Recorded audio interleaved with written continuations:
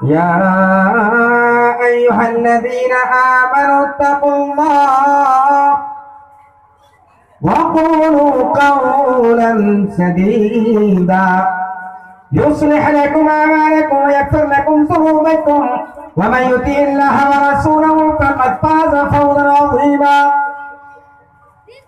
اے ایمان والو اللہ سے ڈرو.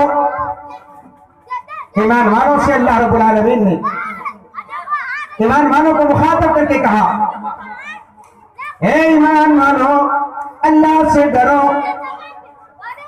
مگر پہلے ہم ایمان والا کون ہوتا ہے؟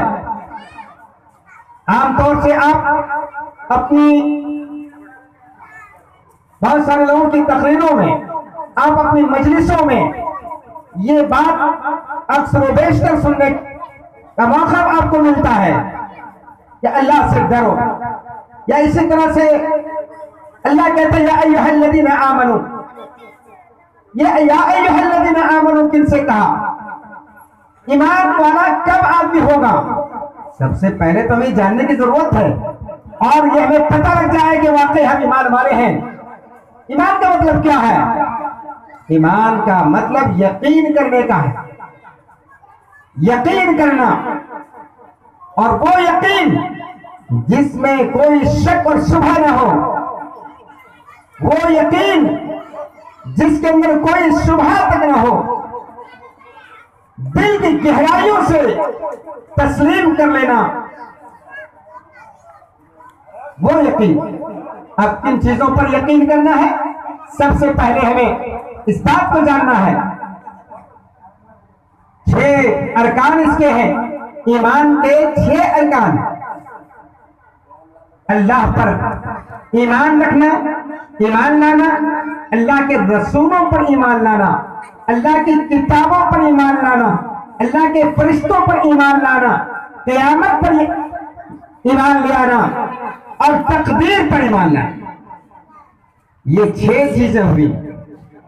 میرے بھائیوں، اگر آپ مومن بننا چاہتے ہیں، مومنوں میں اپنے آپ کو شمار کرنا چاہتے ہیں، تو آپ ان 6 باتوں کو اچھی طرح سے جان لیں. پہلے تو آپ کو جاننا ہے، بعد میں اس پر یقین کرنا ہے. ہمارے معاشرے میں اس قدر جہالت ہے کہ اگر کسی سے پوچھا جاتا ہے کہ ایمان کے ارکان کتنے ہیں، کن کن باتوں پر ایمان لانا ضروری ہے، ایمان لانا فرض ہے، تو لوگ کہتے ہیں اتنا تو مجھے پتا نہیں، اتنا میں پڑھا لکھا نہیں. لیکن میں آپ سے ایک سوال کرتا ہوں میرے بھائیو، جس بات کو آپ جانتے نہیں ہیں اس بات پر آپ یقین کیسے کریں گے؟ پہلے جاننے کی ضرورت ہے، بعد میں یقین کرنے کی ضرورت ہے. اسی لیے تو اللہ تعالیٰ نے پہلے جاننے کی بات کہی وَاعْلَمْ أَنَّهُ لَا إِلَهَ إِلَّا اللَّهُ. اور تم اس بات کو اچھی طرح سے جان لو.